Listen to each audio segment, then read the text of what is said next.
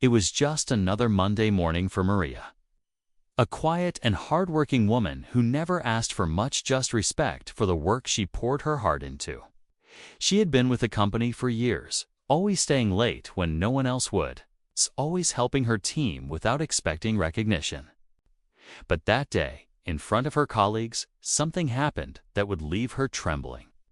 A careless remark from a higher-up turned into cruel laughter, and suddenly all eyes were on her. The humiliation cut deep, and Maria felt her dignity slipping away. What no one expected was that someone else had been watching, someone whose opinion mattered more than anyone in that room. The CEO himself had witnessed the entire scene from a distance, his expression unreadable. As whispers spread across the office, people wondered what he would do. Would he brush it off like most leaders? Or would this be one of those rare moments when power was used to truly make a difference? By the end of the day, the CEO's decision would leave the entire workplace in stunned silence, and Maria's life would never be the same again. But for now, no one had any idea what was coming next. Maria had always been the kind of person who blended into the background. Oh, she didn't chase promotions or compete for the spotlight. Her focus was on doing her job well. Most people in the office liked her, but a few saw her quiet nature as weakness. Over the past few months, the tension had been building. Little comments, sarcastic jokes, and dismissive tones had started creeping into her days. She told herself to ignore it, to just keep going. But each remark left a mark. The company had recently been under pressure, lines were tight, and everyone was feeling the strain. That morning's meeting was supposed to be routine. Maria had prepared her notes carefully, ready to present her part of the project. But before she could even finish her first sentence, a senior manager cut her off, making a snide comment that drew laughter from a few coworkers. The moment felt like it lasted forever, her face burning as she tried to hide her hurt. Unbeknownst to everyone, the CEO had been observing more than just her presentation. His eyes followed the reactions in the room, the unkind smirks, and the silence from those who didn't step in. Something about the scene clearly struck him, and he didn't look pleased. Maria tried to focus on the rest of the meeting, but every word seemed distant, muffled under the weight of embarrassment. She kept her head down, quietly making notes, though she could feel the lingering glances from around the table. It wasn't just the humiliation, it was the realization that this wasn't the first time something like this had happened. The problem was deeper, woven into the culture of the workplace. Across the room, James, a junior analyst who had always admired Maria's patience, felt a pang of guilt. He had wanted to speak up when the remark was made, but the fear of drawing attention to himself kept him silent. He wasn't alone. Several colleagues avoided looking in her direction, not wanting to be pulled into the conflict. Meanwhile, in his office upstairs, the CEO replayed the moment in his mind. He had been hearing quiet complaints about morale for months, but seeing the disrespect firsthand was different. He began making discreet calls, gathering details not just about Maria, but about the team as a whole.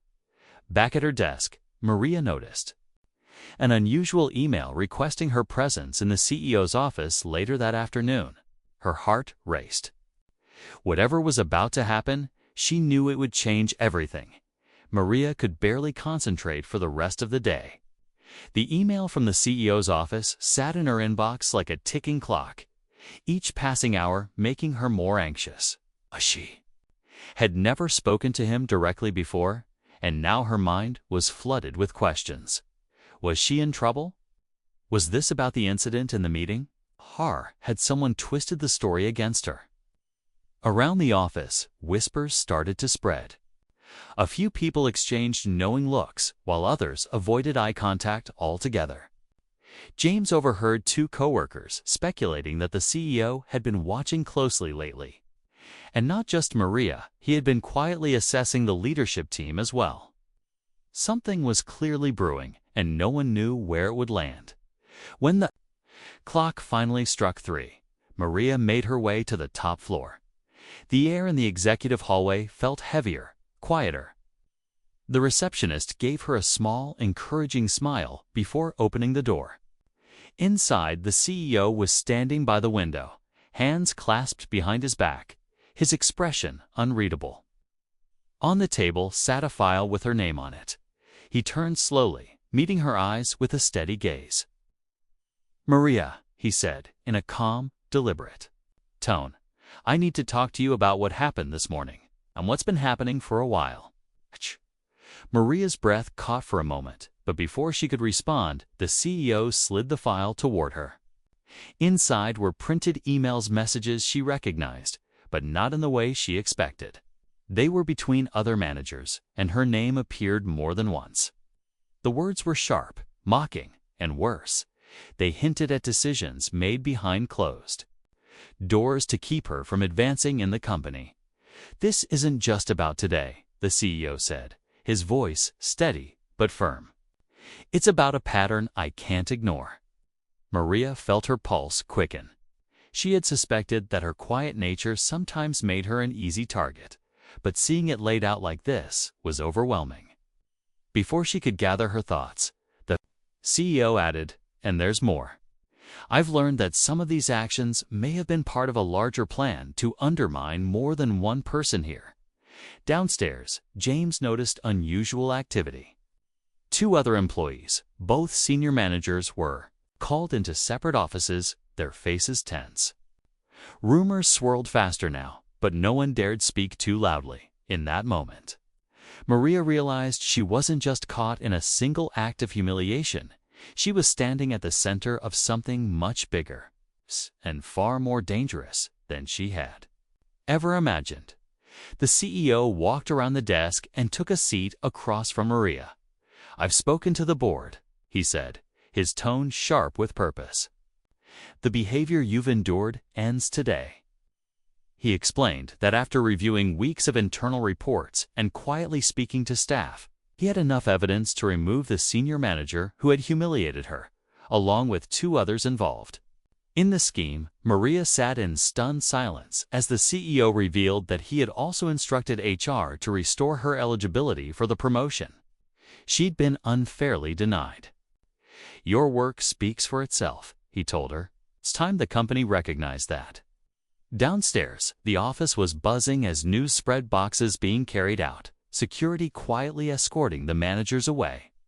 Some employees looked shocked, others relieved. James, hearing what had happened, felt a mixture of admiration and guilt for not speaking up sooner. Just as Maria began to process the relief washing over her, the CEO leaned in and added one last surprise. "Maria, I don't just want you to take the promotion. I want you to lead a new department, one that will rebuild this company's culture from the ground up. I think you're exactly the person we need." Maria left the CEO's office with a mix of relief and disbelief. The hallway felt different now, lighter, almost as if the air itself had shifted. As she returned to her desk, colleagues who had once looked away now offered small nods and warm smiles. James approached quietly, apologizing for not speaking up earlier. She simply told him, "What matters is we move forward and do better." Within weeks, Maria stepped into her new role, determined to build a workplace where respect and kindness were as important as deadlines and results. She organized open forums, encouraged honest conversations, and made sure that no one's voice was dismissed. Slowly, the company began to change. The CEO checked in often, not to micromanage, but to show support. The toxic patterns that had been ignored for years were now being dismantled. People started to believe that their work and their dignity mattered. Looking back, Maria realized the humiliation she faced had become the turning point she never expected. Her story was no longer about a moment of cruelty, but about resilience, courage, and the power of leadership that listens. And for everyone who had watched in silence that day, it was a reminder that one voice can change everything.